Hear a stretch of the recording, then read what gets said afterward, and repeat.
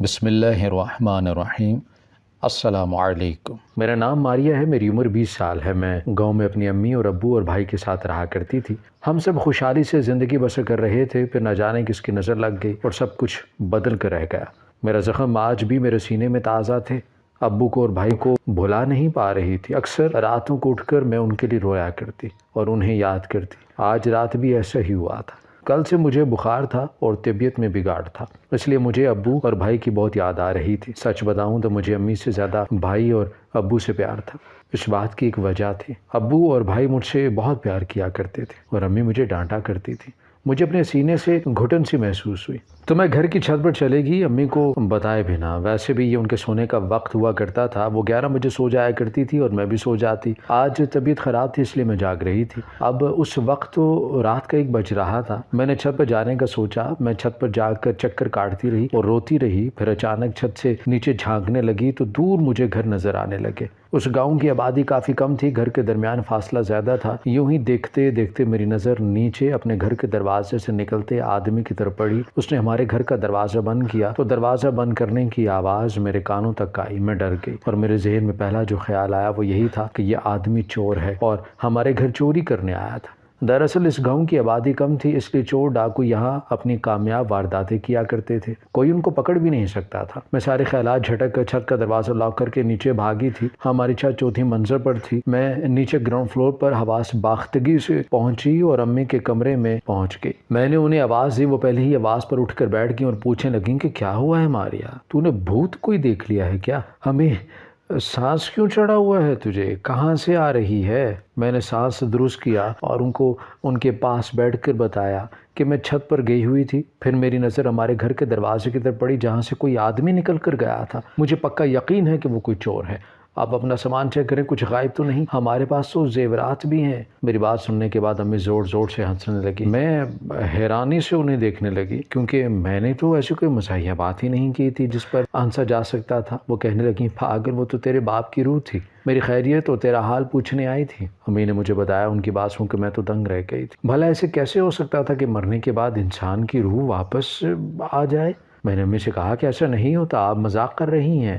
یہ سن کر وہ نفی میں سر ہلانے لگی اور بولیں کہ آج جمعرات ہے اور جمعرات کے دن روحیں گھر واپس آتی ہیں اور گھر والوں سے بات چیت کرتی ہیں۔ امی کی بات سن کر تو میں ششدر رہ گئی۔ یہ بات تو میں نے بھی سنی ہوئی تھی کہ جمعرات کو روحیں گھر پر آتی ہیں، لیکن اس بات پر یقین نہیں تھا۔ امی کی بات سن کر میں ایک دم رونے لگی اور کہا کہ امی، مجھے ابو کی روح سے ملنا ہے اور ان سے بات کرنی ہے۔ یہ سن کر امی مسکرا پڑی اور بولی کہ ٹھیک ہے ماریا، جب اگلی بار خاور کی روح آئے گی تو تم اس سے مل لینا۔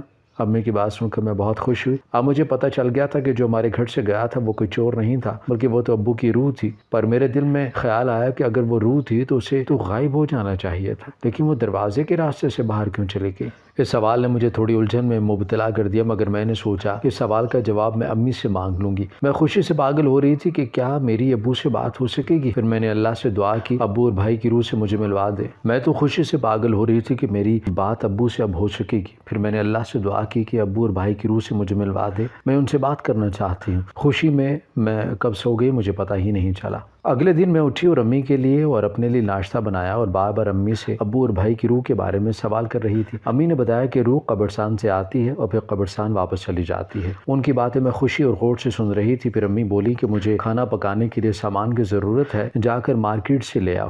انہوں نے مجھے سودے کی لسٹ تیار کر کے دی اور سودے کے پیسے دیے۔ میں نے سر پر دوپٹہ لیا اور گھر سے نکل گئی۔ جب میں سودا لے کر واپس آ رہی تھی تو میری نگاہ اپنے اسکول کی دوست پر پڑی۔ اسے دیکھ کر میری آنکھیں نم ہو گئیں۔ ہادیہ میری بہت اچھی دوست تھی۔ 1 سال پہلے وہ یہ گاؤں چھوڑ گئی تھی، اس کے بعد اسے میرا کوئی رابطہ ہی نہیں ہو پایا۔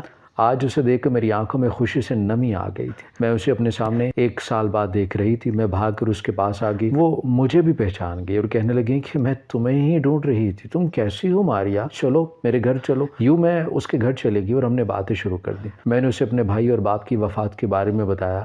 یہ سن کر وہ کہنے لگیں کہ ایک بات کہوں، میرا یقین کرو گی؟ میں نے اسے کہا کہ ہاں کروں گی۔ وہ بولی کہ تمہارے ابو اور بھائی حادثے میں نہیں مرے بلکہ ان کو مارا گیا ہے، اور میرے ابو بھی جانتے ہیں یہ بات۔ اس رات جب ہم گاؤں چھوڑ کر جا رہے تھے تو راستے میں ہم نے وہ منظر اپنی آنکھوں سے دیکھا کہ وہ کوئی عورت تھی جس نے تمہارے ابو اور بھائی کو مارا تھا۔ وہاں میرے ابو نے اس عورت کو پکڑنے کی کوشش کی لیکن وہ بھاگ گئی، اس کا چہرہ ڈھکا ہوا تھا۔ اتنے میں پولیس آ گئی اور پھر ہمیں وہاں سے پولیس نے جانے کو کہا، کیونکہ پولیس انکل میرے ابو کے دوست تھے، انہوں نے ہی تمہارے بھائی اور ابو کو پولیس سے کہہ کر تمہارے گھر بھجوایا۔ ہادیہ کی بات سن کر میری روح کانپ رہی تھی۔ کوئی عورت میرے ابو اور بھائی کو کیوں مارے گی؟ وہ تو اتنے اچھے تھے، کبھی کسی کے ساتھ برا بھی نہیں کیا تھا۔ میں پریشانی سے گھر آئی اور پھر امی کو سب کچھ بتا دیا جو کچھ ہادیہ نے مجھے بتایا تھا۔ میری باتیں سنتے ہوئے وہ بار بار اپنے ماتھے پر آیا پسینہ صاف کر رہی تھی، پھر ایک دم رونے لگیں اور کہنے لگیں کہ اللہ خیرت کرے اسے جس نے میرے شوہر اور بچوں کو مارا۔ خیر میری طبیعت مزید خراب ہو گئی تھی، دوا کھا کر میں جلدی سو گئی۔ اگلے دن میں بازار سے سودا لینے چلی گئی تو راستے میں میری دوست شازیہ مجھے مل گئی۔ وہ مجھے عجیب نظروں سے دیکھ رہی تھی۔ میں اس کے قریب گئی اور اسے پوچھا کہ تمہیں کیا ہوا ہے؟ تم اتنے غصے میں مجھے کیوں دیکھ رہی ہو؟ یہ سن کر وہ کہنے لگیں کہ تمہارے گھر کون آتا جاتا ہے؟ اس سوال کے جواب میں نے کہا کہ میرے گھر کوئی آتا جاتا نہیں ہے، تم کیوں پوچھ رہی ہو؟ میرا جواب سن کر وہ بولی کہ اوہ اچھا، اس کا مطلب کہ تم اپنی ماں سے ناواقف ہو۔ اس کی بات سن کر مجھے شدید حیرت ہوئی۔ مجھے اس کی باتیں سمجھ نہیں آ رہی تھیں کہ وہ بولی کہ رات کے 2 بجے چوری چھپے اپنی ماں کے کمرے میں جانا، سب پتہ چل جائے گا۔ اتنا کہہ کر وہ مجھ سے اپنی دوستی ختم کر کے چلی گئی، جبکہ میں ہکا بکا رہ گئی تھی۔ میں اور شازیہ تو بہت اچھی دوست سے ہوا کرتی تھی، پھر اس نے اچانک ایسی باتیں کرنا کیوں شروع کر دی تھی؟ میں پریشانی سے گھر آئی تو اماں کے ہاتھ میں کوئی چیز تھی، مجھے دیکھتے ہی انہوں نے وہ چیز اپنے پیچھے چھپا لی۔ میں نے ان سے تجسس میں پوچھا، اماں گھبرا کے بولیں کہ کچھ نہیں۔ اتنا کہہ کر امی آپ کے پاس کیا ہے؟ وہ بھاگ کر اپنے کمرے میں چلے گی۔ اچانک میری نظر وہاں پر پڑی جہاں وہ بیٹھی ہوئی تھی۔ زمین پر کوئی کاغذ پڑا ہوا تھا، یہ شاید امی سے گر گیا تھا۔ میں اس کاغذ کے قریب آئی اور جھک کر اسے اٹھایا۔ رات 2 بجے میں تم سے ملنے آؤں گا، وہاں یہ لکھا ہوا تھا۔ بس اتنا ہی لکھا تھا، بھیجنے والے کا کوئی نام نہیں تھا۔ میں پریشان ہوں گی، بھلا یہ کس نے امی کو خط لکھا ہے اور کون 2 بجے امی سے ملنے آئے گا؟ اچانک میرے ذہن میں شازیہ کی بات آ گئی۔ اس نے کہا تھا کہ رات 2 بجے اپنی امی کے کمرے میں چلی جانا، تمہیں سب پتہ چل جائے گا۔ میں حیران و پریشان ہوگی۔ شازیہ کی بات کافی پر اسرار تھی اور یہ خط بھی پتہ نہیں کس نے بھیجا تھا۔ اگر میں امی سے پوچھتی تو وہ بھی مجھے سچ نہ بتاتی۔ خیر میں اپنے کمرے میں چلی گئی۔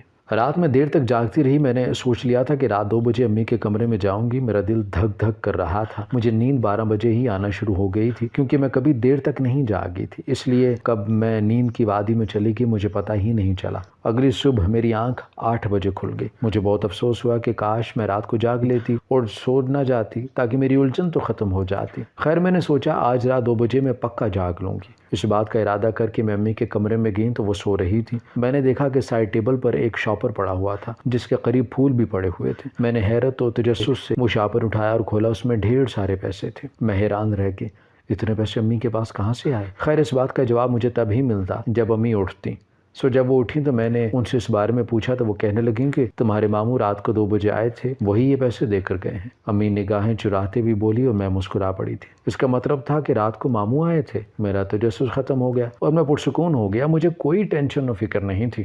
اسی طرح دن گزرتے گئے۔ اب امی تھوڑا بیمار رہنے لگی تھی۔ وہ مجھے ایک دن کہنے لگیں کہ ماریہ میں نے تجھے 10 جماعتیں پڑھائی ہیں، اب تو کوئی اچھی سی نوکری کر لے، کسی اسپتال میں بطور نرس جو پیسے تجھے ملیں گے اسے گھر کے اخراجات پورے کر لیں گے۔ امی کی بات سن کر میں نے ان سے کہا کہ مجھے 10 جماعتیں پاس کو ہسپتال میں نوکری کیسے ملے گی، اور وہ بھی نرس کی؟ یہ سن کر وہ کہنے لگیں کہ تو فکر نہ کر، یہاں جو اسپتال کھل رہا ہے وہاں پر میری ڈاکٹر دوست بھی آ رہی ہے، میں اس سے سفارش کروا دوں گی تیری۔ امی کی بات سن کر میں نے ایجاب میں سر ہلا دیا۔ ویسے بھی اس گھر میں رہ کر میں تو بور ہو رہی تھی۔ 3 ماہ بعد اسپتال بھی کھل گیا۔ اسپتال بھی کافی بڑا تھا۔ امی کی سفارش سے مجھے نرس کی نوکری بھی مل گئی۔ آج میری جاب کا پہلا دن تھا، میں بہت خوش تھی۔ میرے گاؤں کے اسپتال میں نرس کے طور پر سلیکٹ کی جا چکی تھی میں۔ یہ سب امی کے بدولت ہی ہوا تھا، ورنہ میں کہاں نرس بن سکتی تھی۔ میں نے سفید سوٹ پہنا اور اچھا سا تیار ہوئی۔ امی بستر پر لیٹی ہوئی تھیں، وہ اب کافی بیمار رہنے لگی تھیں۔ وجہ یہ تھی کہ ان کے علاج کے لیے ہمارے پاس پیسے نہیں تھے، جتنے تھے اتنے میں ان کا اچھا علاج اور صحت یاب ہونا ناممکن تھا۔ میں نے کئی بار ڈاکٹر کے آگے بھیک مانگی کہ میری ماں کا علاج کر دو، میں پیسے بعد میں لوٹا دوں گی، لیکن کسی ڈاکٹر نے میری مدد نہ کی۔ انہیں ہر حال میں فیس اور ادویات اور علاج کے پیسے پہلے چاہیے تھے۔ وہ سب بہت سنگ دل تھے۔ ان کے نزدیک ڈاکٹر بن کے لوگوں کی خدمت کرنا اہم نہیں تھا، بلکہ پیسہ کمانا ضروری تھا۔ مجھے ہمیشہ سے ایسے لوگوں سے نفرت رہی تھی۔ خیر میں اسپتال آ گئی۔ میں نے سوچا تھا میں اپنی ساری کی ساری تنخواہ امی کے علاج پر لگا دوں گی، کیونکہ میں ان کو صحت مند دیکھنا چاہتی تھی۔ میں ہسپتال پہنچی اور ڈاکٹر سعدیہ کے پاس آ گئی۔ وہ گائنوکالوجسٹ تھیں، مجھے ان کے ساتھ ہی رہنا تھا۔ ان کی اسسٹنٹ بن کر آج دن ٹھیک رہا تھا۔ ڈاکٹر سعدیہ بہت کھڑوس تھیں۔ وہ عمر میں مجھ سے بہت بڑی تھیں، مجھے وہ بالکل اچھی نہیں لگتی تھی۔ یہ اسپتال آج ہی کھلا تھا، اس لیے آج اور بھی نرسز آ گئیں۔ سب کا آج پہلا دن تھا۔ یوں اس اسپتال میں کل ملا کر 12 نرسز ہو گئی تھی۔ ہم یہاں کام کر رہے تھے، سب کا یہ پہلا تجربہ تھا، اس لیے ہماری تنخواہ بہت کم تھی، صرف 2000 روپے۔ 2 ماہ ہم نے یہاں کام کیا، لیکن ہماری تنخواہ نہ بڑھائے گی۔ اب مجھے غصہ آ رہا تھا، ان 2000 روپے میں صرف گھر کا بجلی کا بل اور گیس کا بل ہی ادا ہو پاتا تھا، میں امی کا علاج کیسے کروا پاتی؟ امی کو بلڈ پریشر اور جگر کا مسئلہ تھا، بیماری کا علاج تھا، مگر پیسے نہ ہونے کی وجہ سے علاج میں تاخیر، بلڈ شوگر ہو جایا کرتی تھی۔ اسپتال میں بالکل رش نہیں ہوا کرتا تھا، بہت کم مریض آتے تھے یہاں۔ ایک میل ڈاکٹر بھی یہاں بیٹھا کرتے تھے۔ میری ڈیوٹی کا ٹائم دوپہر سے رات تک کا تھا، درمیان میں بریک بھی ملتی۔ اس وقت 5 بج رہے ہوتے، یعنی بریک کا وقت ہو گیا تھا۔ میں نے اپنی 2 سہیلیاں بھی بنا لی تھیں، ایک کا نام غزل تھا اور دوسری کا نام ساحرہ۔ ہم تینوں کینٹین میں بیٹھے ہوئے تھے۔ ساحرہ بہت پریشان نظر آ رہی تھی، وہ کہہ رہی تھی کہ اسے پیسوں کی اشد ضرورت ہے۔ اس کی پریشانی سن کر میں اور غزل پریشان ہوں گے۔ ہم نے سوچا کہ ہم ڈاکٹر سعدیہ سے سیلری بڑھانے کی بات کرتے ہیں۔ یوں ہم تینوں مل کر سعدیہ میم کے کمرے میں گئی اور ان سے سیلری بڑھانے کی بات کی۔ ہمارا مطالبہ سن کر ان کو غصہ آ گیا اور وہ کہنے لگیں کہ 6 ماہ تک کسی کی سیلری نہیں بڑھے گی۔ ان کی بات سن کر ہمیں بہت مایوسی ہوئی۔ ڈاکٹر سعدیہ تو بہت سنگ دل تھی۔ اگلے دن غزل کہنے لگیں کہ میرے پاس ایک زبردست پلان ہے، اس پر عمل کر کے ہم لوگ پیسے کما سکتے ہیں۔ جو طریقہ غزل بتا رہی تھی وہ غلط تو تھا، لیکن اس کے علاوہ ہمارے پاس کوئی اور چارہ بھی نہیں تھا۔ آج سے ہی ہم نے اس منصوبے پر عمل کرنے کا سوچا۔ بریک ختم ہونے کے بعد سب اپنے اپنے وارڈ میں چلے گئے۔ میں گائنی کے وارڈ میں تھی۔ یہ اسپتال بہت بڑا تھا، بلڈنگ کافی پرانی تھی، یہاں پر ڈاکٹرز کی تعداد بہت کم تھی۔ خیر، ڈاکٹر سعدیہ کے پاس ایک عورت آئی، اس کا پیٹ بہت بڑا ہوا تھا، یوں لگ رہا تھا کہ وہ 9 ماہ کی حاملہ ہے۔ میں ٹیبل پر بڑی فائلز پڑھ رہی، ڈاکٹر سعدیہ نے اس عورت کو پیشنٹ بیڈ پر لٹا دیا اور وہ پردہ آگے کر دیا۔ میں ان دونوں کو دیکھ نہیں سکتی تھی۔ 5 منٹ بعد ڈاکٹر سعدیہ نے پردہ ہٹایا تو میری آنکھیں پھٹی کی پھٹی رہ گئیں، کیونکہ اس پتلی سی عورت کا پیٹ اب فلیٹ ہو چکا تھا۔ یوں لگ رہا تھا کہ وہ حاملہ ہی نہیں ہے۔ میں دنگ رہ گئی۔ اس عورت نے کوئی بچہ نہیں جنا تھا، پھر بھی اس کا پیٹ اندر چلا گیا تھا۔ وہ عورت اور ڈاکٹر سعدیہ کمرے سے نکل گئی۔ میں اٹھ کر پیشنٹ بیڈ کے نزدیک آئی اور اسے اچھی طرح سے ٹٹولا، لیکن وہاں کوئی ایسا ثبوت نہ ملا جس سے یہ ثابت ہو سکے کہ اس عورت نے بچہ جنا ہے۔ یہ کیسا راز تھا؟ میں سمجھ نہیں پائی تھی۔ آج میں، غزل اور ساحرہ چپکے چپکے پورے اسپتال میں پھیل گئے۔ میں ڈاکٹر سلیم کے کمرے میں آ گئی، وہ ابھی کمرے میں نہیں تھے۔ میں نے بنا آواز نکالے وارڈروب کھولا اور دوائیوں کے چند ڈبے اٹھا لیے اور پھر کمرے سے نکل گئی۔ سب ڈبے جمع کر کے ہم نے غزل کو دیے۔ اس کے ایک انکل کی فارمیسی کی دکان تھی، وہ بولی کہ یہ ادویات اپنے انکل کو دے دوں گی، اس کے بدلے وہ مجھے پیسے دیں گے اور ان پیسوں کو ہم آدھا آدھا بانٹ لیں گے۔ یہ سن کر ہم بہت خوش ہوئے تھے۔ شام کو ہم گھر چلے گئے، میں بہت خوش تھی۔ آج جب میں گھر آئی تو امی نے اپنے کمرے کی کنڈی لگائی ہوئی تھی۔ میں نے دروازہ کھٹکھٹایا تو اندر سے کسی لڑکی کی رونے کی آواز آنے لگی۔ میں پریشان ہو گئی اور امی کو آواز دینے لگی۔ تھوڑی دیر بعد دروازہ کھلا اور اندر سے امی نکل کر آئیں۔ جب کمرے میں آئی تو کوئی لڑکی مجھے وہاں دکھائی نہ دی۔ میں نے حیرت سے امی سے پوچھا کہ ابھی مجھے کسی لڑکی کی رونے کی آواز آ رہی تھی، وہ کون تھی؟ یہ سن کر امی بولیں کہ وہ ایک مری ہوئی لڑکی کی روح تھی جو بھٹک کر یہاں آ گئی تھی، اب وہ واپس چلی گئی ہے۔ امی کی بات سن کر میں ایک بار پھر پریشان ہو گئی۔ آج جمعرات تھی، میں نے امی سے پوچھا کہ ابو کی روح کیوں نہیں آتی؟ میں کب سے ان کا انتظار کر رہی ہوں اور ان سے ملنا بھی چاہتی ہوں۔ وہ کہنے لگیں کہ ماریا، جب ان کی روح آتی ہے تو تم سو رہی ہوتی ہو، اگلی بار وہ آئے گی تو تجھے میں جگا دوں گی۔ امی ہمیشہ یہی کہا کرتی تھی، اس بار بھی ان کی بات میں نے مان لی تھی۔ میں اسپتال گئی تو میں نے دیکھا کہ ایک لڑکی ڈاکٹر سعدیہ کے کمرے میں گئی تھی۔ جب وہ باہر نکلی تو اس کا پیٹ بڑا ہوا تھا، یوں لگ رہا تھا کہ وہ 9 ماہ کی حاملہ ہے۔ جب میرے پیروں تلے سے زمین نکل گئی، جب وہ کمرے میں گئی تو اس کا پیٹ بڑا ہوا نہیں تھا، وہ تو کوئی ٹین ایج لڑکی لگ رہی تھی۔ میرا دماغ گھوم گیا۔ وہ خوشی خوشی اسپتال سے باہر چلے گئی۔ اس اسپتال میں سب کچھ بہت عجیب ہو رہا تھا، کبھی کسی کی چیخنے کی آوازیں آتی تو کبھی کچھ پورا اسرار ہو جاتا۔ آج کے واقعے کے بارے میں میں نے غزل اور ساحرہ کو بتایا تو وہ بھی کہنے لگیں کہ ہم نے بھی اسپتال میں ایسے واقعات دیکھے ہیں۔ خیر، ہمیں اس اسپتال سے کوئی لینا دینا نہیں تھا، ہمیں تو بس پیسوں سے لینا دینا تھا۔ 1 ماہ ہو چکا تھا، ہم ادویات چوری کر کے غزل کو دے دیا کرتے تھے، وہ آگے اپنے انکل کو ادویات بیچ دیا کرتے تھے، جس سے وہ ہمیں پیسے بھی دے دیا کرتے تھے۔ ہمارے پاس کافی پیسے جمع ہو چکے تھے۔ اسپتال والوں کو ابھی تک پتہ ہی نہیں چل رہا تھا کہ ان کی ادویات غائب ہو رہی ہیں۔ ان پیسوں کے بارے میں نے امی کو نہیں بتایا تھا کہ یہ پیسے میں کس طرح کماتی ہوں۔ امی کا علاج شروع ہو گیا تھا۔ آج جمعرات تھی، میں سو نہیں رہی تھی۔ میں نے فیصلہ کیا تھا کہ آج رات میں ہر حال میں ابو کی روح سے مل کر رہوں گی۔ رات کے 2 بجے تو میں چپکے سے امی کے کمرے میں چلے گئی۔ اتفاق سے ان کے کمرے کا دروازہ آج لاک نہیں تھا، ان کے ساتھ ایک آدمی بیٹھا ہوا تھا۔ میں سمجھ گئی یہ ابو کی روح ہے۔ میں بہت خوش، میں نے انہیں خوشی سے بلند آواز میں کہا، ابو۔ میری آواز سن کر امی ڈر گئی۔ انہوں نے فوراً ابو پر اپنی چادر چڑھا دی اور ان کا چہرہ نظر نہیں آ رہا تھا۔ میں نے ان سے پوچھا کہ آپ نے ایسا کیوں کیا؟ وہ کہنے لگیں کہ ماریا تم اپنے کمرے میں جا، تیرے ابو کی روح ایک وقت میں ایک انسان سے بات کر سکتی ہے، اگر تو نے اسے دیکھ لیا اور اسے بات کی تو یہ غائب ہو جائے گی اور کبھی لوٹ کر نہیں آئے گی۔ امی کی بات سن کر میں ڈر گئی اور واقعی کمرے سے چلی گئی۔ میں پریشان ہو گئی تھی کیونکہ میں واقعی ابو سے ملنا چاہتی تھی، لیکن مجھے شاید ابھی اور انتظار کرنا تھا۔ میں ابو سے نہ مل سکی، ابو کی روح سے یہ بھی پوچھوں گی کہ کس نے ان کو اور بھائی کو مارا تھا۔ اگلے دن میں اسپتال میں گئی اور ایک فیمیل ڈاکٹر کے کمرے میں چلے گئی۔ وہاں سے میں نے ادویات چرائی۔ یہ کام صرف غزل اور سائرہ کر رہے تھے اور میں بھی۔ ان ادویات سے مجھے کافی پیسے مل رہے تھے۔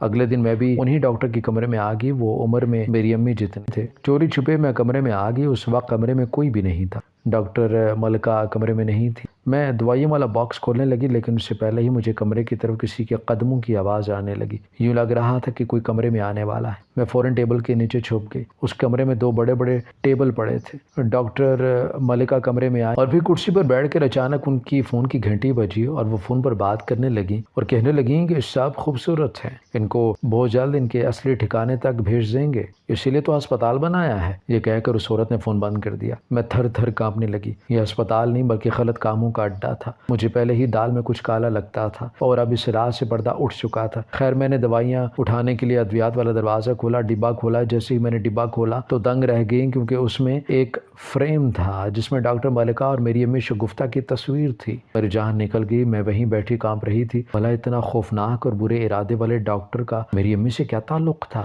اتنے میں ڈاکٹر ملکہ اٹھ کر کمرے سے چلی گئی۔ ان کے جاتے ہی میں کمرے سے بھاگی، پر میری حالت ایسی تھی کہ کاٹو تو وہ خون نہیں۔ ادھر ادھر دیکھے بنا میں اسپتال سے نکل گئی۔ ابھی دوپہر ہی ہو رہی تھی کہ رستے میں مجھے خالہ مل گئی۔ انہوں نے مجھے رستے میں روک لیا اور میرا حال پوچھنے لگیں، پھر کہنے لگیں کہ میں بہت جلد مرنے والی ہوں، میں نے بہت سے گناہ کیے ہیں۔ میرے سینے سے لگ کے رونے لگیں، جبکہ میں ہکا بکا رہ گئی۔ وہ مجھے اپنے ساتھ اپنے گھر لے گئی، سچائی بتانا شروع کی اور میں رو رہی تھی۔ پھوٹ پھوٹ کر میں رو پڑی تھی۔ خالہ مجھے لے کر پولیس اسٹیشن چلی گئی اور اس کے بعد میں خالہ کے گھر آ گئی۔ میں امی کے گھر نہیں گئی تھی۔ میں نے اور خالہ نے ان کی 11 لڑکیوں کو بھی گھر بلانے کا کہا جو اسپتال میں کام کیا کرتی تھی۔ ہم سب نے مل کر پلان بنایا۔ آج رات ہمیں یہیں رکے تھے۔ ہم سب بہت خوش تھے کہ ہم بچ گئے تھے۔ اگلے دن میں گھر چلی گئی۔ جیسے ہی امی گھر داخل ہوئی، امی مجھے کہنے لگیں کہ کہاں چلی گئی تم؟ میں نے دیکھا ان کے چہرے پر بالکل پریشانی نہیں تھی۔ میں نے ان سے کہا کہ میں آپ کو آپ کے اصل ٹھکانے میں لے کر چلوں گی، اب آپ جیل کے لیے تیار ہو جائیں کہ اب آپ کا کھیل ختم۔ یہ سن کر وہ دنگ رہ گئی اور گھبرا کر بولیں، کیا مطلب ہے تیرا ماریا، کیا بکواس کر رہی ہے؟ اتنے میں پولیس گھر میں داخل ہوئی اور انہوں نے امی کو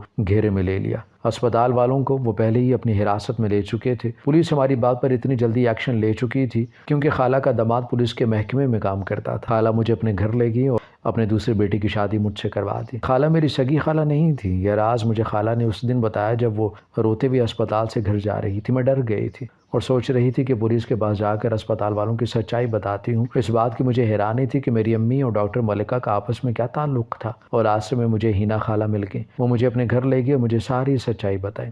سچائی یہ تھی کہ میں امی کی سگی بیٹی نہیں تھی۔ میری امی برے کام کیا کرتی تھی اور ان کے مردوں سے ناجائز تعلقات۔ وہ ان سے پیسے بٹورا کرتی تھی۔ اس دن جو پیسے میں نے سائڈ ٹیبل پر دیکھے تھے وہ پیسے ماموں نے نہیں دیے تھے بلکہ اس مرد نے دیے تھے جسے امی نے اپنے گھر بلایا تھا۔ ان کی کزن ڈاکٹر ملکہ نقلی ڈاکٹر بن کر اسپتال میں آئیں اور لڑکیوں پر نظر رکھنے لگی۔ انہوں نے اور ڈاکٹر سعدی اور امی نے مل کر پلان بنایا کہ خوبصورت لڑکیوں کا بیچنے کا کاروبار شروع کریں گے۔ اس کے بعد وہ امیر ہو کر دوسرے ملک چلے جائیں گے۔ امی نے مجھے اور بھائی کو اسپتال سے چوری کیا تھا کیونکہ وہ ماں نہیں بن سکتی تھی، اس لیے انہوں نے مجھے اور بھائی کو غیر قانونی طریقے سے گود لیا۔ وہ ہم سے اس لیے محبت نہیں کرتی تھی، صرف ابو اچھے انسان تھے، انہوں نے ہمیں پیار سے پالا۔ امی نے بہت غلط کیا، انہوں نے ہمیں ہمارے اصلی ماں باپ سے الگ کر دیا۔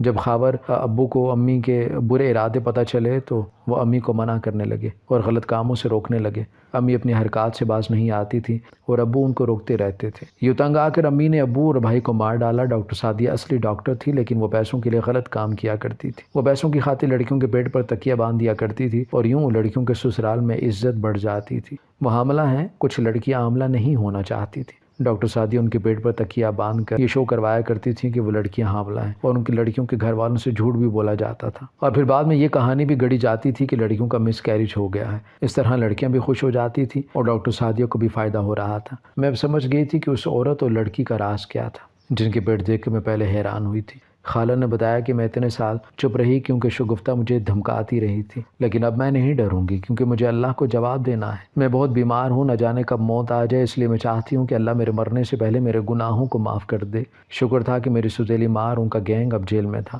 اور انہیں کڑی سزا مل رہی تھی۔ اب مجھے معلوم ہو گیا تھا کہ ابو کی روح واپس نہیں آئی تھی اور نہ روحیں کبھی واپس آیا کرتی ہیں۔ امی جھوٹ بولا کرتی تھیں اور دنیا کے لوگ بھی روحوں کے نام پر جھوٹ بولتے ہیں۔ اللہ تعالیٰ کسی مردے کی روح کو دنیا میں واپس نہیں بھیجتے۔ امی گھر میں غیر مردوں کو بلایا کرتی تھیں اور جھوٹ بول کر کہا کرتی تھیں کہ وہ ابو کی روح ہے۔ میں اللہ سے یہی دعا کرتی ہوں کہ انسان کو کبھی پیسوں کی خاطر غلط کام نہ کریں، بلکہ یہ دعا کرنی چاہیے کہ اللہ ہم سب کو اور مجھے سیدھے راستے پہ چلنے کی توفیق عطا فرمائے، آمین۔ ہماری ویڈیو اگر آپ کو پسند آئی ہے تو ضرور لائک کیجیے، اپنی رائے دینا چاہیں تو کمنٹس کیجیے، اچھی لگے تو شیئر کیجیے۔ اس کے ساتھ ساتھ اگر آپ نے ہمارا چینل سبسکرائب نہیں کیا تو ضرور کیجیے اور بیل آئیکن پر لازمی کلک کیجیے تاکہ ہماری ہر آنے والی ویڈیو آپ تک بر وقت پہنچ سکے۔